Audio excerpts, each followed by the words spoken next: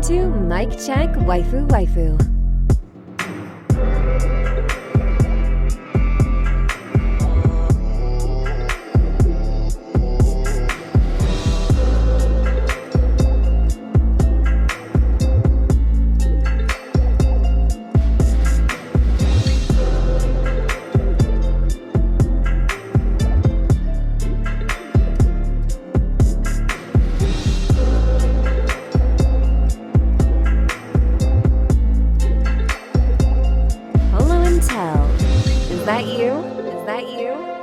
Mic check. Mic check. Waifu. Ma, tell them. Is that you? Episode Pi Part 2. This is episode 314 of Mic Check Waifu. As always, it's brought to you by Patreon. Patreon.com/Mic Check Waifu is where you can get early access to the video version of this podcast. Is where you can get access to the Patreon exclusive podcast. The After Story is where you can get access to the pre-show. The pre-show is up 2 days before this episode goes live. Shout out to the Patreon producers who keeps the lights on. Dad Needs to Talk podcast. Christian, the archivist, aka Death Site. Fear, Get the Pro from Chaotic Culture. Explicitly, All for One Matt, Matthew, H. Monique Williams, Simi Sisse, Frozen, and last but certainly not least, Rob Stone. Thank you so much for producing this and many episodes of the podcast. We appreciate you so much for rocking with us. YouTube.com/@RespectGames. Make sure you check out the gaming podcast if you're interested in video games at all.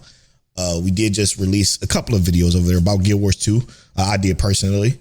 And episode 5 is live. It's AI in gaming, what that looks like. So check out that episode over on YouTube.com/@RespectGames. Make sure you subscribe to that podcast, that YouTube, rate us 5 stars, all that good stuff. We appreciate you. This is the anime podcast, Mic Check Waifu. So every Tuesday at 9:30 a.m. CT. And I got something to say. This is the second time doing this because the first one stopped recording for some reason, but here we are. We're back. Episode of the week, brother man. Episode of the week. Before we get into the episode of the week, Telle, I'm in a bad mood. Okay. And that just didn't make it any better. But I am very grouchy. So forewarning to our listeners that you will hear some mistakes. You will hear some anger out of me. It's nothing personal. Okay, don't take it personal. I mean, maybe one person should take it personal, but no, everybody else don't take it personal. Okay, what I'm about to say, or what I say, or what I have said, I don't mean any harm. Okay, I'm just grouchy. I'm only going off of a few hours of sleep, and it's late, and especially since this is the second time I'm recording this episode. All right, Telle, what is your episode of the week this week? My episode of the week is Gachiakuta. And Gachiakuta, to me, this week did the best representation of symbolism that I've seen in anime in a while. And it was specifically around the Eye of Hamza that, as I was telling Polow, it's the reason why I got the Full Metal Alchemist Ouroboros on my left hand, because I wanted to get Eye of Hamza on my right hand to deflect negative energy. And the way that they portrayed that in the anime this week was just on point for me. It was crazy good. On top of the fact that like it was finally something that struck like as good, and as like it felt like it was the first time they truly put in-depth thought into what they're going to do in this episode. It felt like they actually thought about how this was supposed to be delivered. So this is my episode of the week as it deserved it moment. Okay, you mentioned something different from the last time we recorded this. It's the first time they introduce something in depth. That's interesting. Okay. Yeah. Again, I said this before, but I tried to watch this episode. An episode of Gachiakuta. It was hard, man. It's a hard show for me to stomach because it's just what we talked about and what we're going to talk about here. It just feels like slop. It feels like that slop that we're going to get into here shortly. But my episode of the week this week is, I always forget the name. Why do I always forget the damn name? Watari. Watari Kun's blank is about to collapse. This shit was so good, bro. I mean, again, between the characters, a new character being introduced, his situation, the way main character handles himself, it's such an interesting dynamic, bro, that I don't, you know what I talk about in these types of slice of life? Because the rule is you always pick somebody. You always pick a favorite, right? You always got to pick a favorite because that's just the fun of enjoying a slice of life. Because to be honest, in slice of life, there's not much to it other than the story. You don't get any cool action scenes, any cool animations. You don't, most of the time, you don't even get like, animations. Okay, you do get cool animations. But I mean, you don't get any action scenes. You don't get any like anything that's like really hooking. So you just kind of make fun with what it is and like grow attached to certain characters, like a couple of cuckoos, quintessential quintuplets, et cetera, et cetera. In this particular show, I can't narrow it down. I don't know who I want to favor. Exactly. One. And I will. Right. No, right now, pick one. But because it's so challenging, that just means that it's just that much better. And it's right now, it's only 2 people to choose from because the third girl just got introduced this new episode. Mm-hmm. I'm obviously going to pick for the main Yukari. But they're like this. You know what I'm saying? They're like neck and neck. So and you would think it wouldn't be that way because of the way Sasuke act, which is almost kind of stalkerish, but there is some endearingness to her character that I enjoy. So yeah, all the main girl characters are really good characters. Really good characters. Really good characters. Shockingly enough, even though one of them is a little bit pushy, but there's more to her than that, and which is again unique. So I appreciate that coming out of Watari Kuns. Now, Telle, if you would allow me to vent, and I'm gonna vent again. I'm gonna do it again. We got a comment on Spotify. Shout out to everybody that listens on Spotify. We get a lot of new listeners, a lot of people, Spotify, Apple iTunes, everywhere. Okay. We got a comment on a Spotify episode. And the Spotify episode was 311 Breaking Free. A very controversial episode for some reason. I don't know why it was controversial. You know, I do know why it was controversial, but we're going to get into that a little bit later. But the comment reads, this is from NKSCH was. And this is about the typical shonen trope that we talked about breaking free from, etc. But I digress. He says, I read the manga for Kaiju number 8, and it does the same, that the main character does not turn into his Kaiju form. So stop your complaining. The reason is that his other arm, he can't control sometimes. Now, if your reasoning behind him not transforming is because of his fucking arm, you just made it sound even worse than what it already is. Let me talk to you for a second. Come over to the middle of the Hidden Leaf Village and give me just 2.5 minutes. 2.5 minutes to talk to you, okay? While I'm standing over your head top. The point of the episode of Breaking Free was that to stop people like you from settling from the same fucking trope over and over and over. What that means is stopping the fucking main character from having a mental block and not being able to transform because he's worried or something like that, or whatever the excuse is. It doesn't matter what the excuse is. This is Kaiju number 8. We want to see this motherfucker throw hands with Kaiju. That should have been what the story is about. Even if he loses a couple fights, that would have been a better story, a better written story. Settling for the fact that we're going to use the same trope that we used in fucking every shonen anime since 1999 is a terrible excuse for why we need to break free from this shit. It's a dirty stigma, because it happens every single show. Tonganaki this season, it happens in that. Gachiakuta, I'm sure it happens in that, even though I only watched 3 episodes, but it happens, I'm sure. Am I wrong, Telle? It's fucking crazy. Like I'm tired of it, and it happens all the time because people like you settle for this bullshit, and because you're a manga reader, and that means you're more well informed on your favorite show, you settle for this typical bullshit, and we can't do that. We can't do that anymore because what it's doing is it's stopping anime from becoming different, from becoming unique, from shows like Hell's Paradise getting more seasons, or shows like Hell's Paradise, or writers writing more unique stuff like Hell's Paradise, because we only go for it. And as a Western audience, since we're like the biggest yes, Japan is all originating in Japan, but the Western audience is a big factor into what shows come over here. Because of that, we aren't going to get much more unique stuff. And you're the blame. It's all your fault, to be honest, because you settle for this slop, this nonsense, instead of wanting more, instead of demanding more, instead of expecting more. You settle for less. And that's a problem. That's a problem that you need help with. And I'm here to help. Thank you, Telle, for letting me get that off twice. Anytime, brother. You ain't never got to worry. Now, that kind of goes into a topic that I sent Telle this week. Also, just this episode, we are going to cover the top 5 must watch anime for the summer season, but we're going to get to that a little bit later.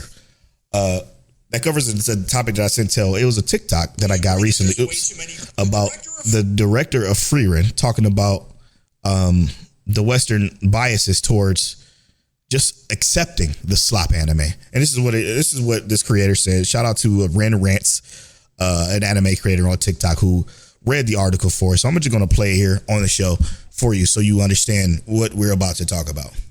Frieren Beyond Journey's End just put out a statement voicing his concerns on overseas anime fans' bias towards certain trends. Many anime fans took this statement as him taking a shot at Solo Leveling for winning Anime of the Year over Frieren despite its lacking story. However, that's not actually the case. What the director is talking about here is the fact that Japan is putting out too many average, mediocre series. When he refers to overseas fans' bias towards certain trends, he's talking about the fact that people are shying away from animated media because of all the slop that Japan just happens to produce, saying that because the current is so strong, if we focus too much on it, only that aspect becomes emphasized as anime's defining characteristic. The kinds of series that he's talking about are isekai series, and the fact that so many of them get produced despite their mediocre storylines. Even saying there was a series about being reborn as a vending machine recently, that one really stunned me. I feel like there are fewer grounded anime works than there used to be. Simply put, he's saying that isekai slop is ruining overseas fans' perception of what anime actually is because they're so mediocre and boring compared to something like Frieren. Considering he's trying to take a bigger step into the Western anime industry, the stigma surrounding anime and the fact that it's super creepy at times is definitely holding him back. As for me, I totally...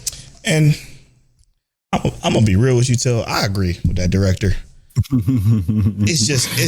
It's too much bullshit that comes out over here that we just accept. And I will say, honestly, as as podcasters of anime that cover a lot of seasonal anime, and we are a problem too when it comes to this, because we watch the Polow and Telle shows that we know we wouldn't recommend to anybody, but we enjoy, right? And it will be what I think he considers slop. Like Telle loved the Reincarnated as a Sword one. He enjoyed that one. I didn't watch the Venom Machine one. Actually, I did watch the first episode of it. It was terrible, but I didn't go back. But we do watch a lot of shit. And you know what it also makes me notice, Telle? What's that? That because of the Western audience and Japan trying to put out as much as they can for the Western audience, because it is coming up over here, like anime wise. Right. We are getting a lot of stuff like, look at New Saga. Look at Scooped Up by S-Rank Adventurer. Those shows are actually really good. But because they seem rushed, they don't seem to have any love put into them. No animations in these shows whatsoever. And if they did have some animation, like if they got just a little bit of love in the animation department, these shows could be quality tier shows that people would gravitate towards. But when you watch it, it's like, what the fuck am I like? Why am I watching these picture moves? T-Bait, another example. Like, these shows look awful and they're not getting any love because it seems like Japan is just trying to put out as much of this stuff as they can, as quickly as they can. And it's unfortunate. So here's how I position myself with this, right? Because I agree with a lot of it, but the issue isn't the actual production of the slop. Like, slop comes out regardless. I don't think that's necessarily the issue. What I think is the sensationalization. We are sensationalizing things that are slop when we should, if we're going to watch slop, we don't need to make it a conversation. We don't need to make it a sensation. We don't need to make it a trend. We don't need to say, hey, I'm watching Reincarnated as a Sword and it's the best anime ever, when it's clearly not. Right. That is a sensationalization. That is a over exaggeration. We don't need to do that. And if the community and culture was less like that, then we could actually pay attention to things that are really, really good. Yeah. I shouldn't be talking to people who watch anime every month or on a weekly basis and they have not touched a single episode of Free Run. If action and mystery or action and adventure anime is your thing and you haven't touched Free Run, I'm confused. And not to say that everyone doesn't have their own timing. Maybe you're just waiting for it and you have a good reason to not have watched it yet. But to say that you're watching things like Reincarnated as a Sword, Reincarnated as a vending machine, or Reincarnated as a pig, shuriken or whatever, anything like that, right? And you haven't touched some of these anime that are significantly better, that deserve the praise, that deserve your time because of the quality that was put in them.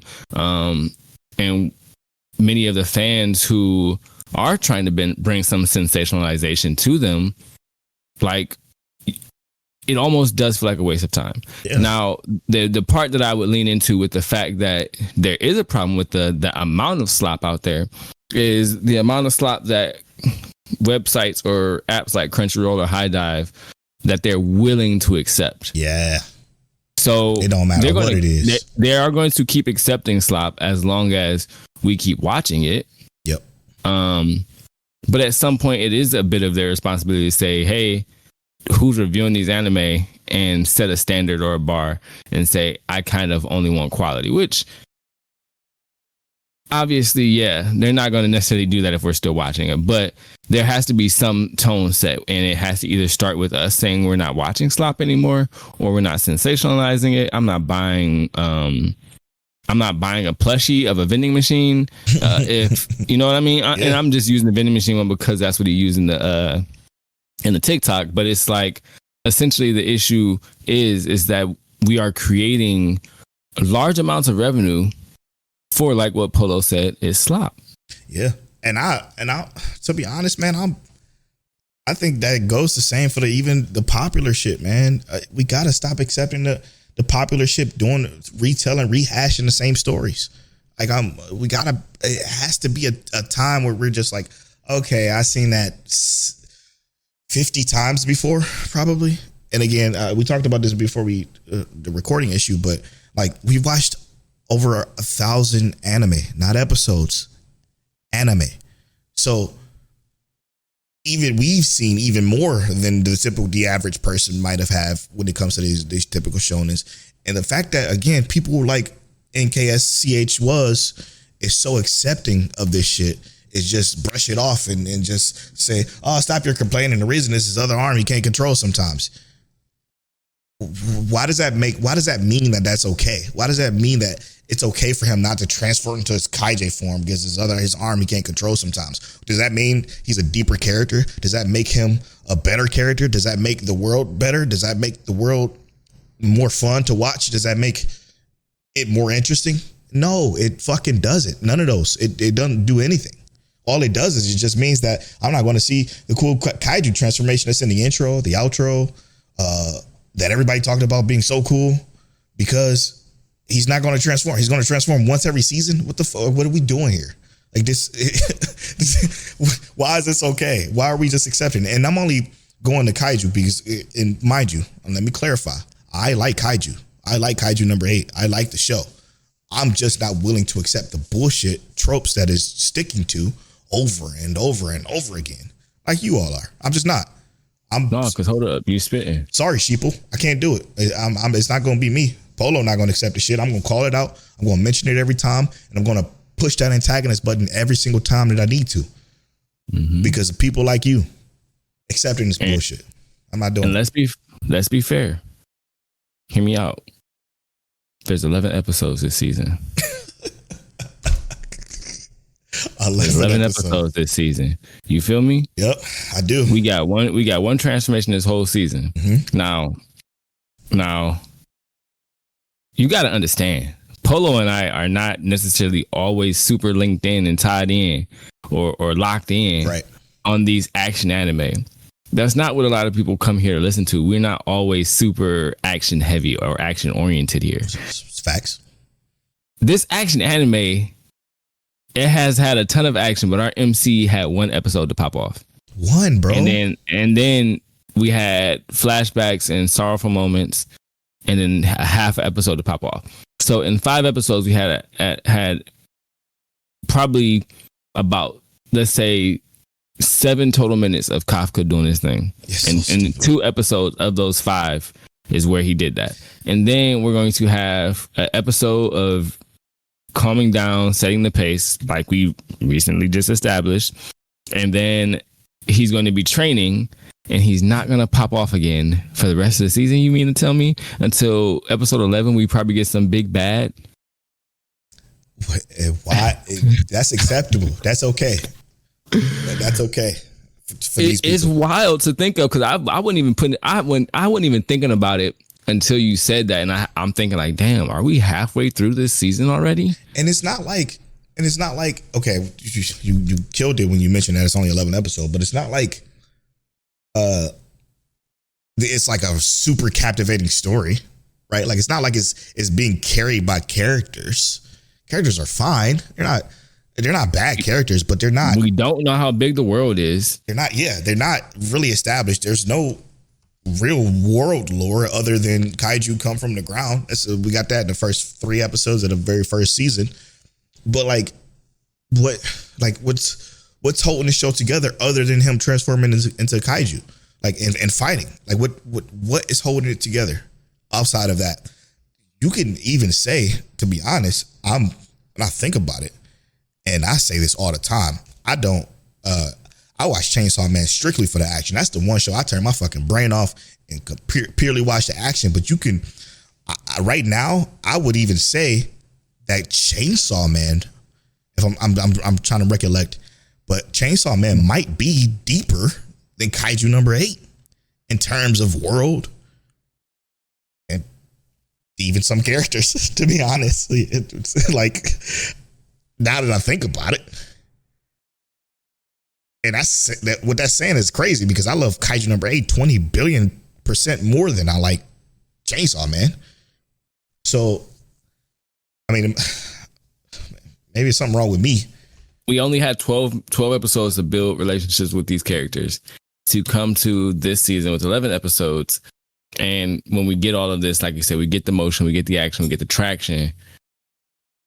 It's halted by things that we need to break free from. It's not happening. You know what I take that stop your complaining comment? I take that the same as shut up and dribble. Bitch, shut up. I'm not going to stop complaining. I'm going to continue to complain because I don't want this shit to happen anymore. All right. If I don't do it, nobody will. So bro said shut up and dribble. I ain't heard. Oh my goodness. I'm so tired of them. Stop your complaining. He's not going to transform. He's going to have trouble transforming again because his arm. He can't control his arm. So that means that's okay. And what Polow say is, I'm going to hit the antagonist button again. No, I'm sorry. I'm going to hit it again. I had to get that off, man. We again. And it's concerning because what's going to happen is we're going to Jobless Reincarnation, Freerin, 86. Let me just go to my top 10 because my top 10 just basically has everything that's even worthy of discussing, really. ReZero, we're going to get these fewer and far between. Summertime Rendering. Like, Summertime Rendering was so fucking good. I guarantee you it don't have half the watches that Kaiju number 8 has. I guarantee you that shows like Grimgar, A Fantasy and Ash don't have a quarter of what Kaiju number 8 has. I guarantee you that stuff like I'll even go as far as to say 86 don't have anywhere close to the watches that Dandadan has, but they're significantly better shows than all of those. And the reason why these are so far and few between is because we're too busy accepting slop like Dandadan and Kaiju number 8. Because guess what? They got a little flashy keys. They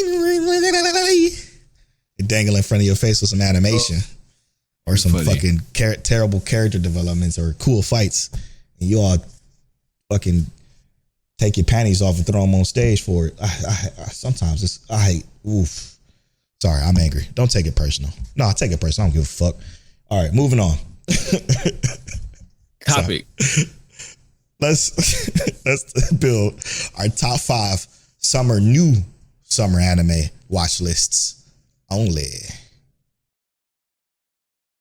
Telle, we are going to make a list of our top 5 shows that we feel you must watch this summer season. Only summer shows, no returning shows. So we can't, unfortunately, Telle, Kaiju number 8 can't be in your top 5. That's crazy. That is a returning show.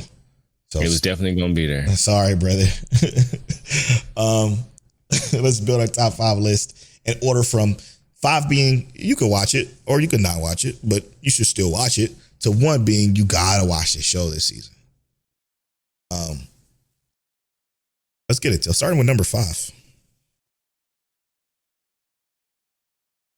Oh, my number 5? Yes, sir. My number 5 is Mikadono Sisters. Yeah. It is. I think it's got to make the list. It would be crazy if I didn't put it on the list. Yeah, absolutely. Be insane if you didn't add it to the list. For me, my number 5 is New Saga.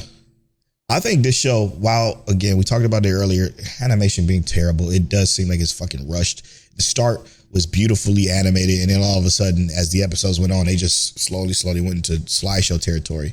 However, I do think the story is unique enough that you should watch it. It's a regressing show, and it is a very interesting take on how the main character navigates this regression. So I think it's worthy of number 5. Number 4, Telliano. My number 4 is Lord of Mysteries. Wow.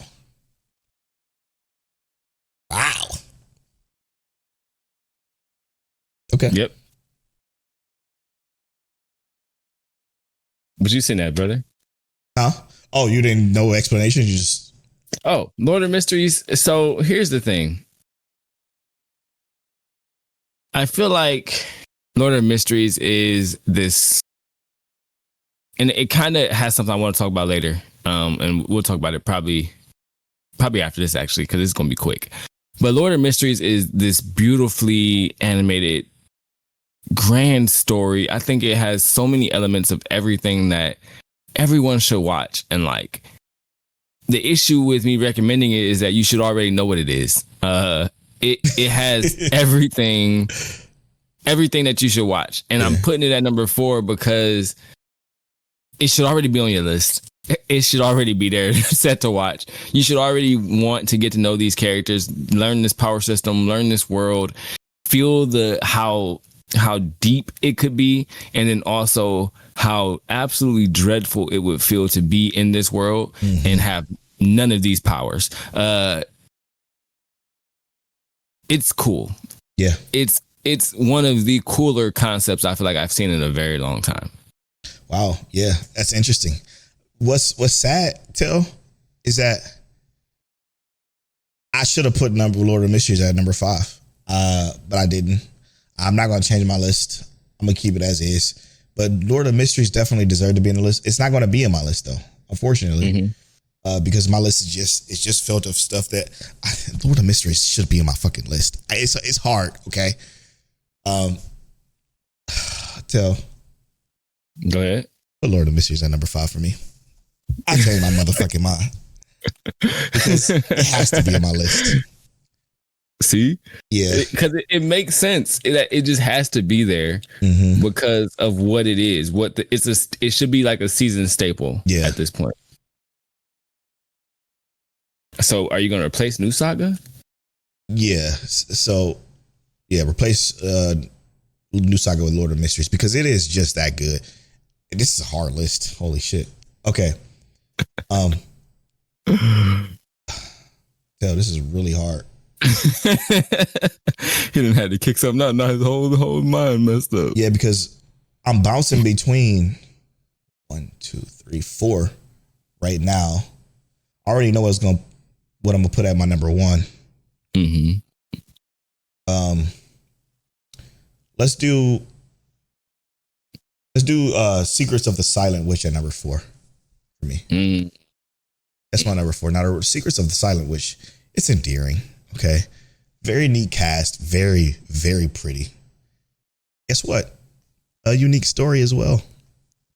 I think the story is like, you would think the story would be, again, how ironic that I'm about to say this, about this witch who's extremely powerful popping off, but it's not. It's about character growth. And what do I love more than anything in anime is good characters. And I think this show has great characters. Even what happened in this most recent episode it could be worthy of an episode of the week. That shit was intense. That was phenomenal. It was really good. So Secrets of the Silent Witch is going to be my number 4. Really great show. Can't recommend it enough. What's your number 3, Telle? I concur with that. I think that's a great choice. My number 3 is an isekai that is not slop. Apocalypse Bringer, Mynoghra. That for me, so good. And hear me out. I understand that. I think at first glimpse, it's not for everybody. No, you got to understand video games, I think, personally. But I think that if you just sit down and watch it, bro, there's so many good elements to it. Like, it's crazy to think about how we even got these little slight slice of life moments. We got these character building moments where the king and the other characters, and like from the beginning of the show to now, it has been, for me, extremely smooth watch. Facts. I've loved every bit of moments and seconds I've gotten in this, and even laughed throughout the way. Yeah, I think it's a great anime, bro. Do I think it's gonna be everyone's kind of watch? But I do. No, I don't think it's gonna be everybody's choice. But I do think it's worth giving a shot, bro. Especially if you're like a gamer and you know what this kind of game entails. Yeah. Or if you just want to think about the complexities of how you need to interact with the world in this situation. I just think it has that element that could be cool.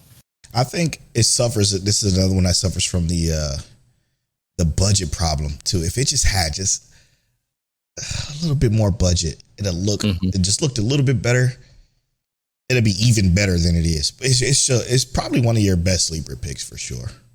I would have to say, to be honest. It's so fucking good. I'm glad it's on your list. My number 3 is Mikadono Sisters.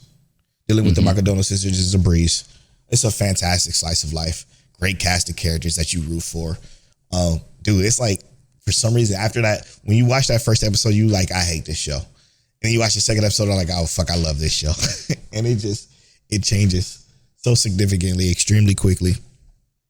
And it hasn't looked back since.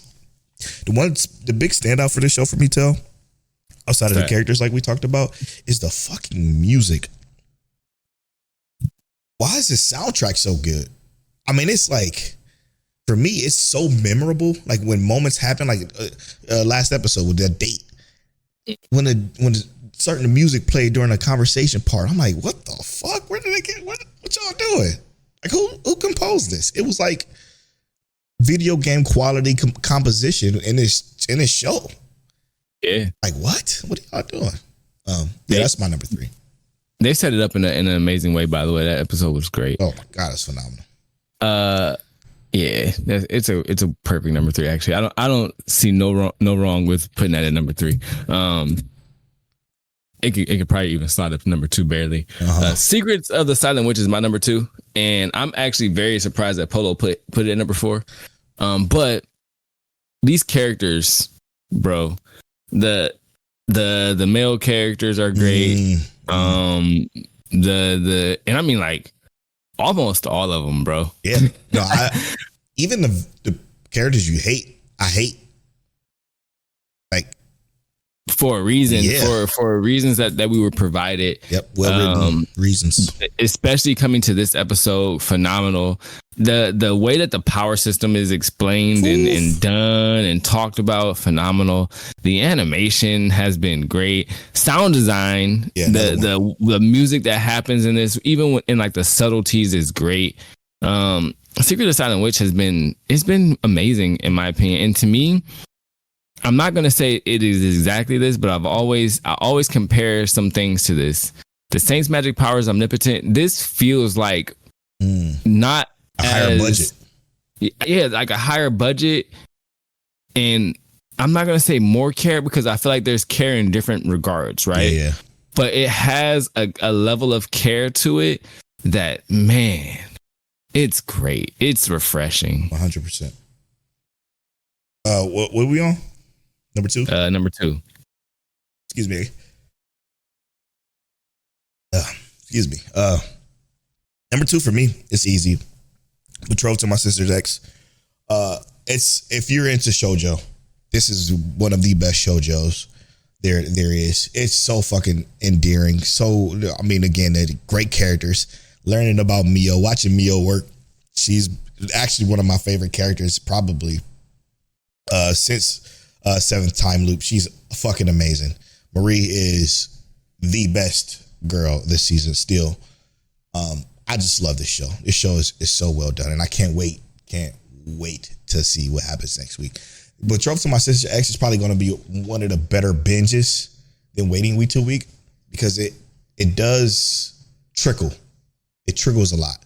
But this is definitely one of the best shoujos this season for sure.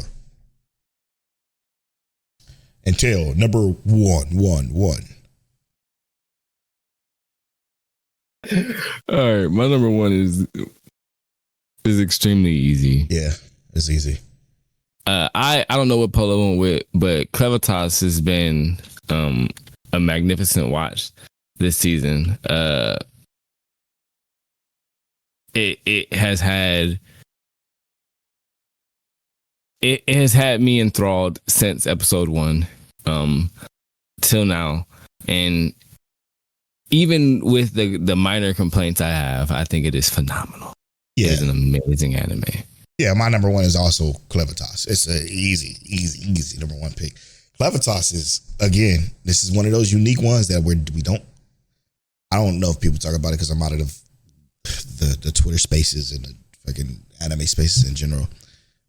But I got a feeling it's going to be one that gets maybe, again, a third of what Kaiju gets, a third of what Sakamoto Days gets, or a third of whatever bullshit show that people are loving right now, like Gachiakuta. But this deserves more.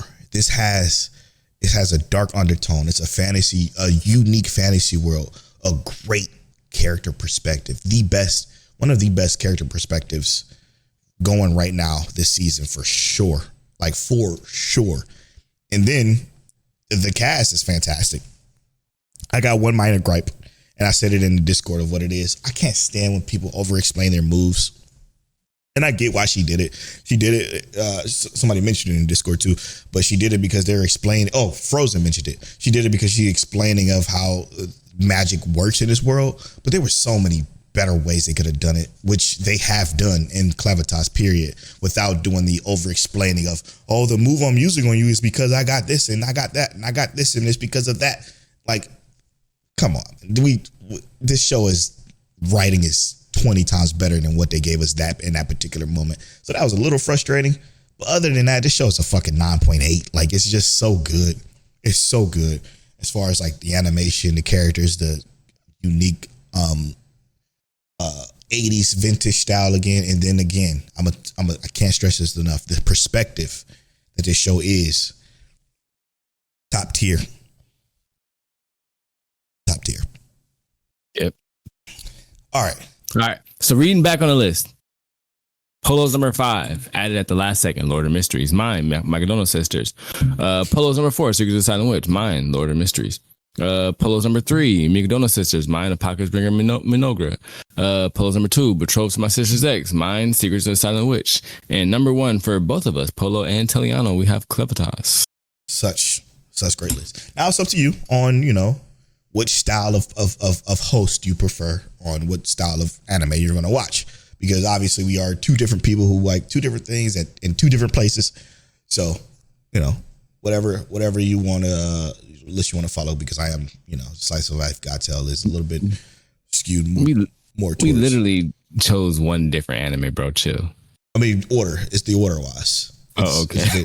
That's important. Tell doesn't put the importance in the list order. I put significant importance into the list order because I know time is finite. People got jobs and lives and stuff like that. So there's only a certain amount of times like, okay, I'm going to watch, in our case, it's both number ones. I'm going to watch both their number ones. But then let me take Telle's number 3, but take Polow's number 2. Or take, you know what I'm saying? Yeah, it will. You're the only one. You're the outlier here. But I digress. It is, that's how it works. You know what I'm saying? And that's how it works. So thank y'all so much for rocking with that list. Now let's talk about Lord of Mysteries, because you said you wanted to get into that a little bit. Now, and it's just a quick quickie. Yeah, a quick little tangent real quick. Before you do that though, I gotta say, dude, you know what I like about it the most? What is it? The fact that I learned something about the power system every episode without them over explaining anything. They don't virtually explain anything. They just show you it. And I love that.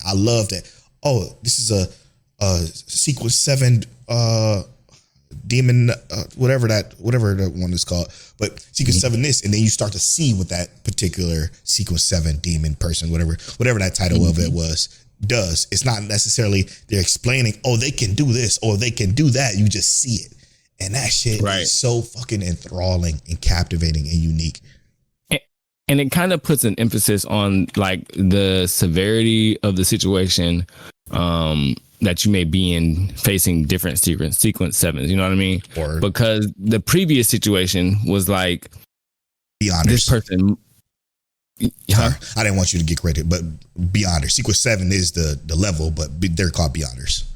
Well, yeah, I mean like sequence 7s, as in like if you're fighting someone who is at a level of sequence 7, right? Oh. That they may have a different quality to the interaction you may have, right? And to look at these situations, right? Because this one felt a lot more broad in the situation that we got. So this was something that as a group, and not quite everyone being sequence 7 at that level, had a harder time to quite upfront deal with. And go ahead. Oh, sorry. I was just going to say, yeah, because they had two sequence 7s. One was recovering from a battle he had, which is the captain. And then you had the person they were fighting. And then you got one sequence 8 and one sequence 9. I don't know what the random guy was. They didn't say what the random guy was, but not even to go too far, because like obviously this is going to be spoilers, but even to invoke like the fact that we have the dark god on their side, on the sequence 7 side, that just shows that like there's levels to this. And I love this system so much. The only gripe I have with it is that the show is so damn beautiful that sometimes it might be a little too beautiful for what it is. Yeah, it's where it's like it's overwhelming. Yeah, and there was like the one scene where they did a top-down shot, and it was only for a second, but I was like, it's so beautiful. I'm like in it, and they did this top-down shot, but the person didn't look like they fit into the world. Yeah. But I love that though. Everything about it was beautiful. I'm like, yo, hear me out when I say this. This show is amazing. I think that's perfectly fine though, and this is why. What it reminded me of, and it's about to sound crazy, but it reminded me of Grimgar. It set levels to the placement of the people. Does that make sense? Yeah, it's layered. It's very layered, and I loved layered art, and that's a personal love of mine. Like layered art it blows my fucking mind for some reason. Like when you layer different things, when they're what's the thing? What's some perfect example? A hallway. Right, that type of art layering that when people do when they create hallways, and it looks like you can walk down that shit, is so fucking captivating to me. And they did it again extremely well in this episode, and that just had me like, fucking wow. Yeah, and like I said, it's not a real complaint. It's just that damn, this show is gorgeous, bro. Yeah. And it's so gorgeous that it feels like there was moments where I'm like, is this real or is this animation? Some of it. And I'm like, and I was looking like, and it was specifically the horse carriage part, right? Yeah. I'm like, hold up. Is this a real life? This shot with a hydrogen red camera. This is a crazy camera they shooting this anime with on that precision arm. Right, I'm telling you. And then and I'm like, it probably only, I'm thinking in my head when I'm watching it, it probably only looks that good because it's daytime in the anime. They're using the quality of the light to make sure everything looks as good as it did. And then they shoot the same angle in the dark. And I'm like, you know what? This anime looked too damn good. Bro. It looks too good. And then you just think about the fact that, like, the title is so meaningful to what the anime is. Mm-hmm. It's called Lord of Mysteries, okay? We know what they tell us in the show, that the higher the sequence is, the closer you are to becoming a god. So essentially, when you watch Incline, being the only person that understands how the sequence leveling works because of what the previous king left him, this is going to become fucking epic. We're only on episode 4 technically, or was it 4 or 5 of the dub in particular? 5. That was episode 5. Yeah, episode 5, and we still have, it's 13. So oh my gosh. So by the time he digests, and he's like this at level 9, by the way. By the time he digests this potion, then goes into the next step, he's going to have a stronger fortitude for the next potion because he's the only one that's letting it digest properly by using it enough to know that, okay, if I keep using it, keep digesting it. And it's just spectacular. And the fact that he's keeping it to himself is genius. And then he got the situation with the table. I'm not going to go into that because that'd be a little too deep into it. But it's just, this show is special. It's really, really good. Listen. Oh, the table situation is crazy. Oh my God. I'm loving this so much. Like it's Telle might not like this. The community might like this. But to me, Lord of Mysteries is catching up to 2B Hero X for me. And the only reason why 2B Hero X down, and I guess is a nice transition to that. The only reason why 2B Hero X down is because this last 4 episode arc where they introduce these characters that I just don't care about at all. Like at all. And they just had their like major turning point for this particular arc, which was cool to see. It was awesome to see. But I'm still to the point where I'm like lethargic on it. Like I was watching, I'm like, oh, that looks cool. Instead of like this, how I used to be at, you know what I'm saying? Before this arc came about, I was on the edge of my seat with every episode with 2B Hero X. This episode, I'm laying back. I'm like, oh, that looks nice. I'm not invested. I'm not invested in anything that was happening between these characters in this fight. I just didn't care until Queen and Cyan showed up. That's when I'm like, oh shit. That's when I did this. And for those of you who are listening, I scooched up in my chair and I sat up. And I'm like, I love this shit. This is why I love this shit. When them two popped up, I'm like, that's why I love this shit. The fight between Nice and them, and then the whole bad guy being super fucking villainy for the reasons like I think is, I get, right? It's very reminiscent of The Boys, but I just was like, I don't care that much yet. Meanwhile, just hear me out when he said this, right? He's sitting there scratching and saying, I don't care that much. He it's still a big fat 9. Yeah. It's a 9. 100%. I hate this show. It's a 9. It's going down in the garbage. It's a 9. Polow is like, this show is doing trash right now. It's a 9. Understand the difference between being able to critique, still being able to critique a show you love and enjoying a show you love. Mm-hmm. I am able to critique a show I love. Biases aside, I can tell you exactly what's wrong with it and how I feel watching it. Right. But that don't mean I don't love it. The fuck? Yeah. I think that it's a level of objectivity that I can respect. Yeah. And while you have that feeling, right? I agree with a lot about what you were saying. I can tell. Watching the show, like seeing Nice do the things, it wasn't surprising. Right. Did you care about Nice? Nah, not really. And not even, I didn't even really feel like I felt like they were using Ghostblade as misdirection because I feel like Ghostblade is not inherently bad with the inner monologue that we were getting and whatnot. He's not like inherently bad. He's not trying to hurt anybody. We see them turn on Ghostblade and it's like, okay, that makes sense because it's like the show. I feel like they do a good job of placing the villainy where the villainy is supposed to be. Yeah. And they didn't outright say that the guy who was nice before we got the nice that we knew, they didn't say that he was a good guy. Exactly. You know what I mean? And then even within his arc, they showed us what they did to people or characters who got out of line. Yep. You know what I mean? So it was a nice way to preface it that nice isn't exactly nice. Was it any of it like, because our Discord community made it seem surprising. Was any of that happening? Like the last episode, we saw Nice come in. We saw fucking shocker dude. I can't remember his name for whatever reason. Eso. We saw them come in. That wasn't surprising. So none of it was so like I was confused at the Discord. Like I felt like based off of Eso's ending, that's exactly the kind of Eso we were ending up with. Yep. And based off of we didn't know much about Nice, to be honest. Yeah, based off Nice's ending, the Nice before that seemed like he may have very well been an actor, especially considering how what's her name acted. And we also saw Eso take out her. You know what I mean? So we knew Eso was on trash. We could have assumed Nice was on trash. So shout out to Rob Stone and it was TCB. Like they were like, oh, it just brought me back. It was so enthusiastic about it bringing back, but I'm like, nothing about this was surprising though. That's why I don't think it was surprising. I think it was good. Like I enjoyed the episode. Right. Yeah. Me too. Especially even compositionally. Like I enjoyed watching this episode and for the action, for everything. Yeah. I was worried about Ghostblade a little bit because I'm like, God, if they take Ghostblade, I'm gonna be salty. Yeah. Is how I was feeling the whole time.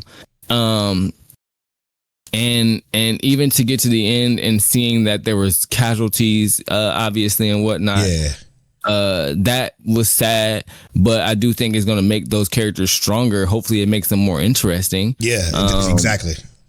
But like, oh, sorry. Was it a surprise? No, not at all. That's why I'm like, I was like looking at the Discord and looking at it brought Rob. I'm glad it brought Rob Stone back because he was in the same place I was where he was like, I just don't care. Like it's just. He was talking about he was rolling his eyes at like when we got another perspective. And I'm like, yeah, that's exactly how I feel. Like I was over the retreading the different perspectives over and over because nothing changed within it. Like we didn't really get any significant character development within those characters. So those characters are still, I don't give a fuck about any of them.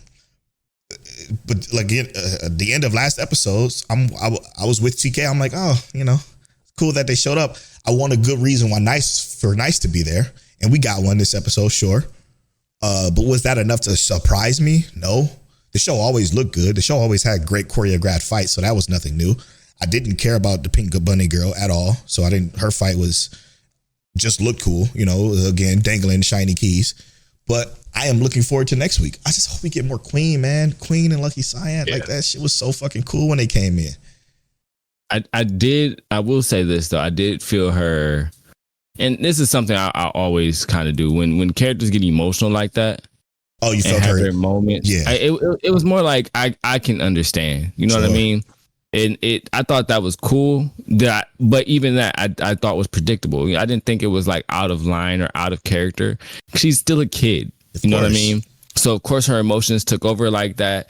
It wasn't like so emotionally charged that I felt like I might cry or anything, but it was, to me, it was the better part for a character like her that I felt was for so long.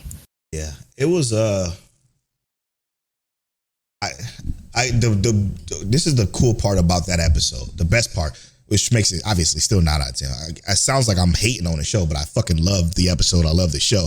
I just was shocked by the response that it got. Like it was just all. I'm glad sorry TCB for using you as an example, but I'm glad I kept my faith because it is just that great. It was just more To Be Hero X, but it wasn't like surprising because we saw Nice and Eso come through last episode. So I'm like not surprised that they're fighting. Like that was what they indicated.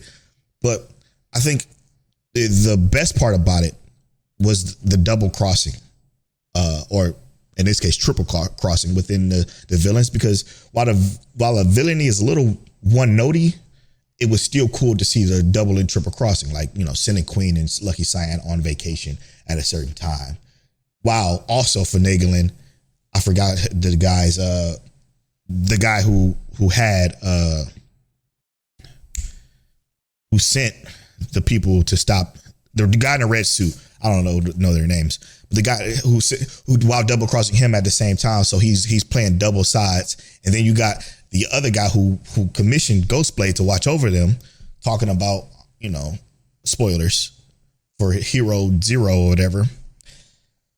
Like, that was all pretty cool. That was the best part about it. I was more intrigued by, you know, but it was like that was still very, you know, few tidbits here and there that we're obviously going to get more next episode about. Well, barely, right? We don't even know, because this was the last episode of the Johnny's arc, right? Right. Next episode in the list is we just have the Tower, which we don't know what the episodes are going to be about. We don't jump straight into the Dragon Boy. We're one episode off from. So we got an episode in between that. We got 2 episodes of Dragon Boy. And then we have Ahu, which is the dog, it looks like. And then we have the final episode of the season, which is just X. Here's hoping. And hear me out. I will say, with this junction of episodes, this looks like it's going to be my least favorite set of episodes. I agree. Yeah. And I say that because of how it's like kind of sparsed and you know, separated. I'm hoping, and I hope the dog character is really cool, bro. It got it. Like, if you're going to do this, it got to be done right. And again, I hope they don't give it like the human. He just has a I'm from New York. And I'm a detective dog. Give him a nice internal monologue instead, please. I would rock with that wholeheartedly. Like the people don't know anything about what the dog's actually thinking, but the dog has like this supernatural thought process. That would be so cool. Oh my God, please make this dog cool. Yeah, that's. I am concerned about the last little bit of this as well. But I'm, again, still 9 out of 10 show. Let me clarify. It's still a 9 out of 10 show. Yeah. I'm just shocked by the shock. Why would we be shocked that they have cool fights? Like, maybe it was the coming together of all of them. But again, we got that last episode. So did it win you back last episode? Or did it win you back this episode? You know? It was the demonstration of how cool it was with the comeback. You know what I mean? Yeah. It was. I think it was we saw that Nice was being mean this episode, but what really did he look like? And it was more of the angles we got of Nice in his moment was very sinister. You know what I mean? It was just more sinister for what we expected from Nice, I guess, from what we've gotten from Nice.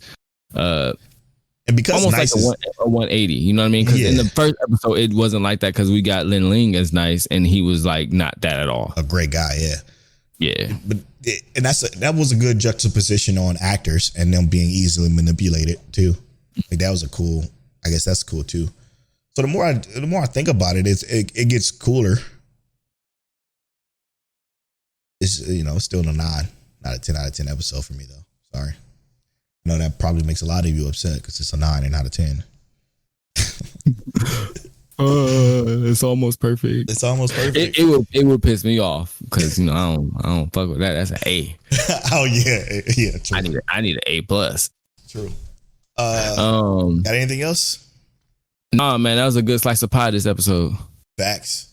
Telle, I'm at Polow Born Fly on all social media.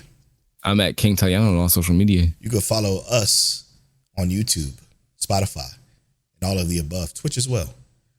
Make sure you check out the gaming podcast, Respect Games, where we respect games. And as always, Mike, check. You ain't like my pie joke.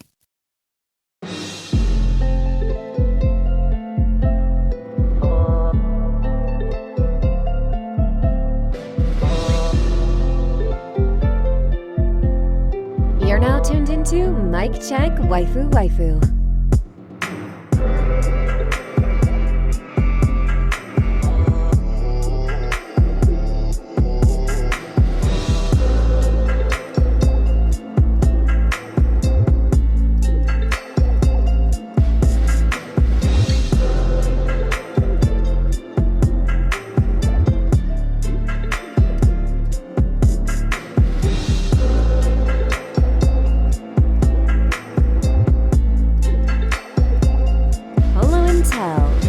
Is that you? Is that you? Is that you? Is that you?